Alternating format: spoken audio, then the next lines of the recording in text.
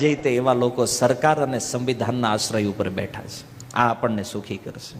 કોઈ દી નો થઈએ કે કાયદો શું કરી લે? ચાલો કયો તો.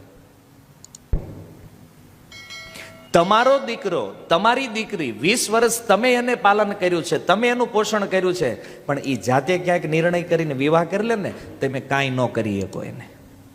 કાયદો બનાવવા વાળી સરકાર કેટલી મૂર્ખ હશે. આ બંધારણ જેણે બનાવ્યું છે એ કેટલા મૂર્ખ વ્યક્તિઓ છે અવ્વલ નંબરના. એમ અને લોકો એમ કે છે સંવિધાનને ફોલો કરો. આ સંવિધાને આ દેશને વ્યભિચારમાં ધકેલી દીધો છે.